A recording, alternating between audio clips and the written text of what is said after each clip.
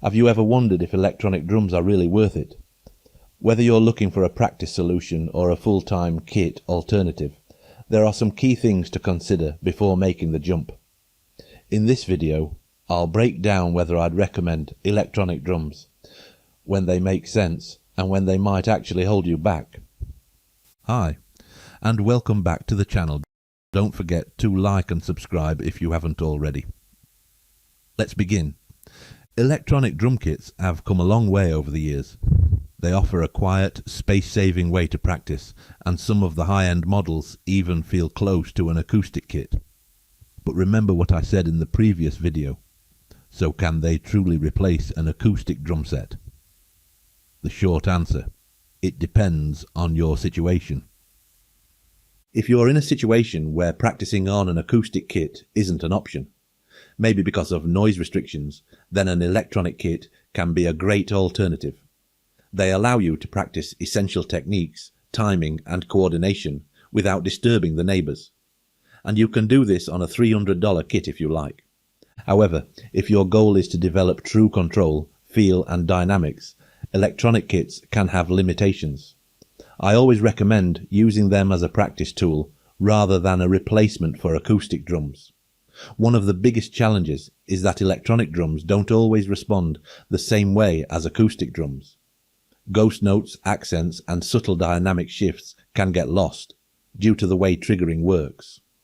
Electronic kits can sound great, but in my personal experience, and being one who prefers acoustic drums, electronic kits only really work well when you know what you are doing within your digital audio workstation too. Processing, compression, EQ, effects, and so on. Now let's break it down further, but remember, this is my own personal view only. Others may be different, and that's fine. The pros of electronic drums. Quiet practice. E-kits are perfect for apartments or shared spaces where noise is an issue.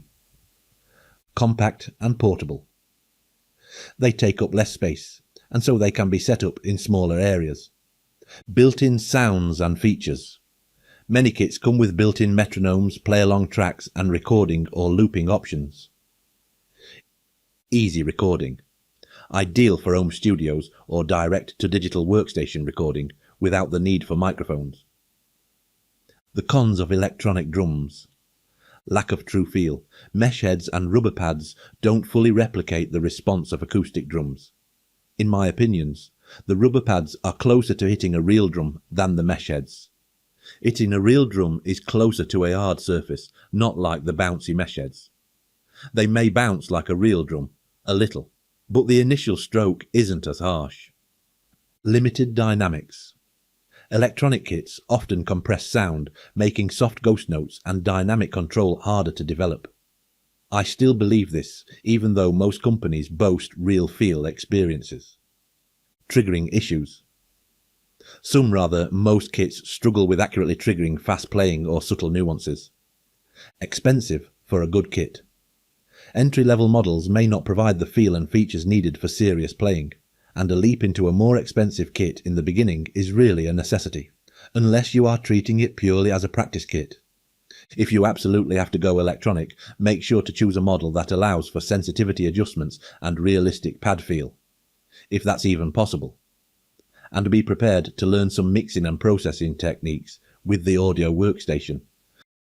But if you have the option, I'd always recommend supplementing an electronic kit with an acoustic kit when possible.